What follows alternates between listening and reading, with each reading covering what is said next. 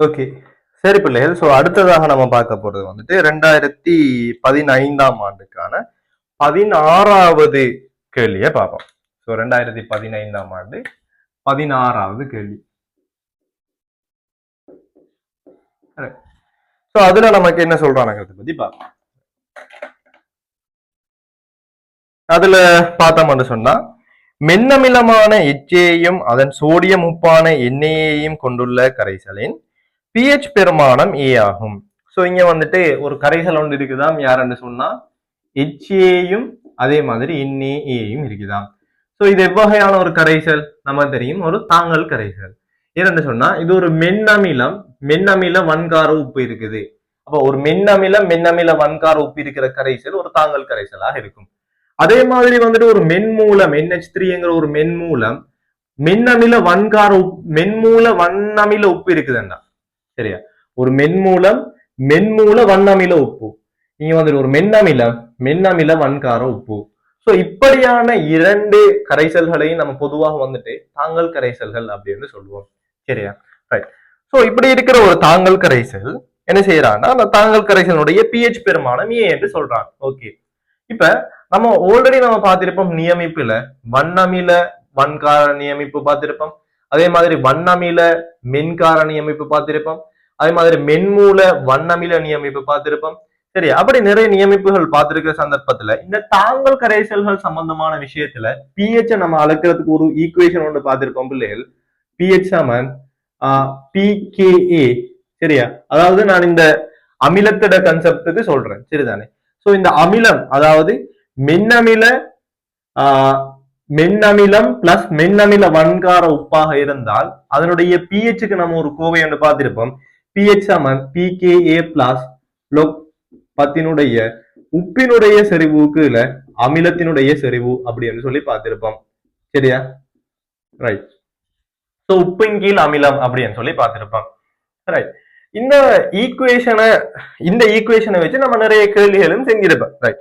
தொடர்ச்சியாக இப்ப இவன் என்ன சொல்றான்னு சொன்னா பாப்போம். எச்ஏக்கும் என்ஏக்கும் இடையில் உள்ள செறிவின் விகிதத்தின் பெருமானம் 10 மடங்கினால் அதிகரிக்கப்பட்டதாயின் கரைசலின் புதிய பிஹெச் என்ன அப்படின்னு சொல்லி கேட்கிறான். சோ இப்ப அவன் என்ன சொல்றான்னா நல்லா பாருங்க, எச்ஏக்கும் என்ஏக்கும் இடையில் உள்ள செறிவு விகிதத்தின் பெருமானம், அதாவது எச்ஏக்கு என்ஏ வந்துட்டு ஆரம்பத்துல வந்துட்டு என்ன இருக்குதுன்னா 1 இருக்குது ஆரம்ப நிலையில.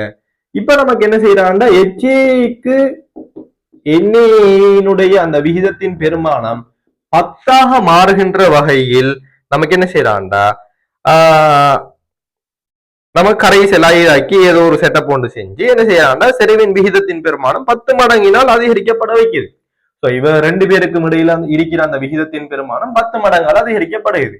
அதாவது எச்ஏக்கு என்ஏங்கிறது என்ன பிள்ளைகள், எச்ஏ கீழே என்ஏங்கிறது தானே. ஸோ எச்ஏனுடைய செறிவு கீழே என்ஏனுடைய செறிவு. அதே மாதிரி இங்க வந்துட்டு பாத்தீங்கன்னு சொன்னா எச்ஏனுடைய செறிவு கீழே என்ஏனுடைய செறிவு வந்துட்டு என்னன்னு சொன்னா 10 அப்படின்னு சொல்லி வரப்போகுது.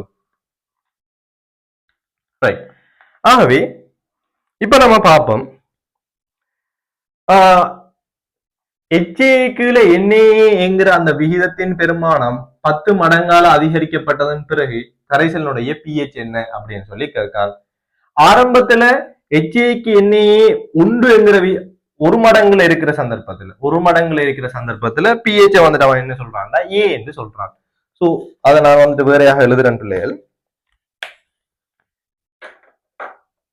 பாத்தீங்கன்னா அதை நம்ம என்ன சொல்லலாம்டா ஏ என்று சொல்லலாம். ஆரம்ப நிலையில ஏ வந்துட்டு யாருக்கு சமனா ஆகிக்குமாண்டா PKA பிளஸ் log 10 உப்பு. இங்க யார் உப்பு, என்ஏ தானே பிள்ளைகள். அதுக்கு அமிலம் யாரு, எச்ஏ தானே பிள்ளைகள். ரைட். இதுதான் நமக்கு கோவையாக இருக்கும். ஆனா இங்க நமக்கு என்ன சொல்றாங்கன்னா எச்ஏக்கு என்ஏ தொடர்பு தான் நமக்கு இங்க சாரான். ஆனா நமக்கு இங்க என்ன விகிதம் இருக்குன்னா என்ஏயின் கீழ் எச்ஏ இருக்குது. இந்த சமன்பாட்டு பிள்ளைகள் நமக்கு ஏத்த மாதிரி மாத்தலாம். என்றால் லொக்குக்குள்ளதானே பிள்ளைகள் இருக்குது, இதை நமக்கு ஏத்த மாதிரி மாத்தலாம். நான் இப்ப உதாரணமா உங்களுக்கு மாத்துறேன். இந்த எச்ஏ மேல வர மாதிரி என்ஏ கீழே வர மாதிரி மாத்தலாம். எப்படி மாத்துற, இது சிம்பிள் மேட்ச் தான் பிள்ளைகள். என்னன்னா பிஹெச் சமன் PKA. இப்ப லொக்குக்குள்ள வந்துட்டு பிள்ளைகள் பிரித்தல் சொன்னா நான் இதை வந்துட்டு நான் என்ன செய்யலாமாட்டா தனித்தனியாக இப்படி எழுதலாம். லொக் 10 உப்பு. அப்ப பிரித்தல்ண்டா கழித்தல் மாதிரி எழுதலாமான்னு நம்ம போலவல்லையே பார்த்திருப்போம். லொக் 10 இங்க வந்துட்டு அமிலத்தினுடைய செறிவு. சரியா?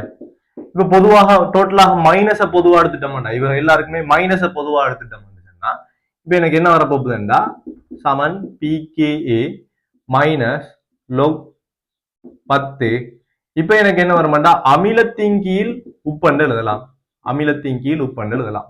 சரியா? ஆகவே அமிலம்ங்கிறது யாரு இப்ப இங்க HA. சரியா? அதுக்குள்ள உப்புங்கிறது யாரு NaA. ஆகவே நான் இப்ப pH இப்ப HAக்குள்ள NaA வார மாதிரி என்ன தொடர்பை மாத்தி எடுக்கலாம்னு சொன்னா பிள்ளைகள் நான் இப்ப எப்படி எழுதலாம்னு சொன்னா இதுல இருந்து இந்த ஏங்கிறது யாருண்டா A சமன் pKa மைனஸ் log 10 HAக்குள்ள NaA என்றும் எழுதலாம். சரியா? HAக்குள்ள NaA என்றும் எழுதலாம். அதாவது சேம் கன்செப்ட் தான் பிள்ளைகள், இதை மட்டும் மேலகுல மாத்திரம்னா மைனஸ் வந்துட்டு முன்னுக்கு வருகிறது. சரி, அதே விஷயம் தான். ஆனா எனக்கு உண்மையாகவே தொடர்பு யாருக்கு உள்ள தொடர்பு தேவைன்னா இந்த HAக்குள்ள NaA தான் தேவை. ஏன்னா நான் இங்க வந்துட்டு எனக்கு தந்திருக்கிற தரவும் என்ன என்று சொன்னா பாத்தீங்கன்னு சொன்னா HAக்கும் NaAக்கும் இடையில அப்ப HAக்கு NA வந்துட்டு 10 மடங்கால அதிகரிக்கப்படுது அப்படிங்கறத தந்திக்கிறான். சரியா? ரைட். அவ இப்ப நான் பார்த்தேன்டா இந்த ஆரம்பத்துல இந்த விகிதம் வந்துட்டு என்ன சொன்னா 1 மடங்கு. இப்ப எனக்கு வந்துட்டு இது என்ன செய்யறான்டா 10 மடங்கால அதிகரிக்கான். ஆகவே A சமன் ஆரம்பத்துல pKa மைனஸ் log 10 இப்ப 10 இப்ப ஆரம்பத்துல இருந்த விகிதம் நான் வந்துட்டு x எடுக்கன். ஆரம்பத்துல இருந்த விகிதம் இவர் வந்துட்டு நான் x எடுத்தேன்டா இப்ப 10x ஆக மாறிக்கார். சரியா? ஆகவே இப்ப நான் A என்ன சொல்லலாமாடா pKa. இப்ப லொக்ல வந்துட்டு இங்க பெருக்கம் தானே பிள்ளைகள் இருக்குது. ஆகவே நான் இதை என்ன செய்யலாமாண்டா மைனஸ்ல அப்படியே இருக்க log 10 பிளஸ் log 10 x எடுக்கலாம். சரியா? ஆகவே இப்ப நான் பாத்தீங்கன்னு சொன்னா பிள்ளைகள் இப்ப நீங்க வந்துட்டு பாத்தீங்கன்னு சொன்னா இதை தனித்தனியாக பிரித்தெழுதலாம்.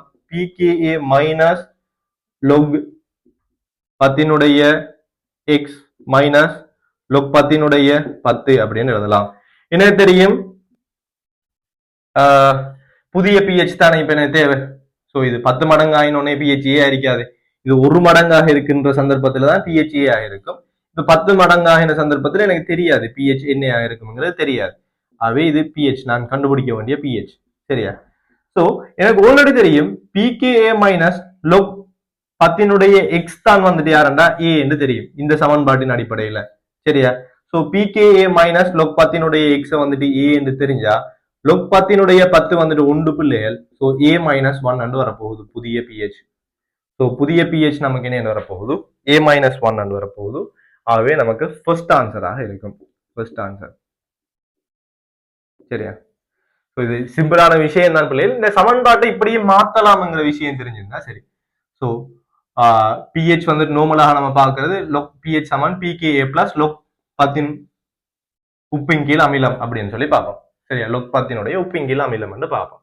அதே இது நம்ம வந்துட்டு அமிலத்தின் கீழ் உப்புன்னு வரணும்டா மைனஸ் 1 முன்னுக்கு போட்டோம்டா நம்ம இந்த வந்து ஈக்குவேஷனை இப்படி எழுதலாம். pH சமன் pKa log 10 அமிலத்தின் கீழ் உப்புன்னு எழுதலாம். சோ அமிலத்தின் கீழ் உப்புக்குடைய விகிதம் தான் எனக்கு தந்திருக்கிறதுனாடி நான் அந்த ஈக்குவேஷனை யூஸ் பண்றேன். அப்பதான் எனக்கு ஈஸியா வந்துட்டு செய்யக்கூடியதாக இருக்குங்கிறதுனாடி. சரியா?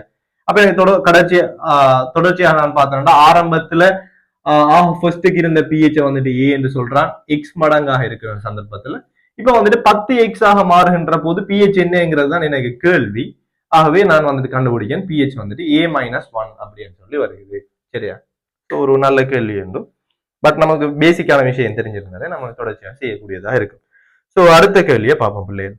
சோ 19வது கேள்வி.